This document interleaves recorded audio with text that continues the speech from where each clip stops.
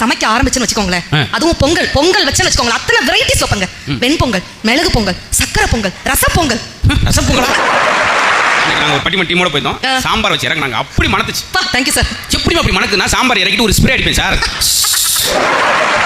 ஆனா பொங்கல் வச்சுன்னு வைங்களேன், என் வீட்டுக்காரர் என்ன பக்கத்துல விடவே மாட்டார். சத்தியமாக்கா, பொங்க பானையை வச்சாலே என் வீட்டுக்காரர் பாரதி பக்கத்துல போகாதமா, பாரதி பக்கத்துல போகாதமா. ஏன் மாமா அப்படின்னு கேட்டேன். என்ன சொன்னார் தெரியுமா சார்? என்னைய சக்கரன்னு நினைச்சு தூக்கி பொங்க பானைக்குள்ள போட்டுருவாங்களா சார்? இதுக்கு எங்களை தூக்கி கிணத்துலேயே போட்டுக்கலாமா? எங்க ஊர்ல சாம்பார் வச்சுக்கிட்டு இருக்காங்க. சாம்பார் வச்சு ஒருத்தர் பிடிச்சி இழுத்துட்டு போயிட்டு அங்கிட்டு போ சாம்பார் வைக்கிறாங்க. ஏன்டா அங்கிட்ட நம்ம போகக்கூடாது? நீ தான் பெரிய பருப்பாமை ஒன்று உள்ள போட்டாங்கன்னா. போகினா தூக்கி போடணும், பொங்கல்னா ஆக்கி போடணும், ஜல்லிக்கட்டுனா அடக்கி போடணும், சம்சாரம்னா ஆமா போடணும். அதுதாங்க இன்னைக்குள்ள தலைமுறை. வருஷம் பொங்கலுக்கு இன்னும் எனக்கு கண்ணுக்குள்ளேயே நிக்குது சார். என் வீட்டுக்காரருக்கு மெசேஜ் அனுப்பியிருந்தேன், ஹாப்பி பொங்கல் அப்படின்னு மெசேஜ் அனுப்பிச்சிருந்தேன். பதிலுக்கு அவர் அங்க இருந்து சி நீ ஒரு வெண்பொங்கல் அனுப்பியிருந்தார். நான் விடுவேனா? இல்ல நீங்க ஒரு சக்கரை பொங்கல் அப்படின்னு அனுப்பியிருந்தேன். பதிலுக்கு அவர் நீ ஒரு மிளகு பொங்கல், நான் சி பொங்கல் அப்படின்னு சொல்லி அனுப்புனேன் சார். ஆடியன்ஸ் பார்த்தேன்னு சொல்றாங்க.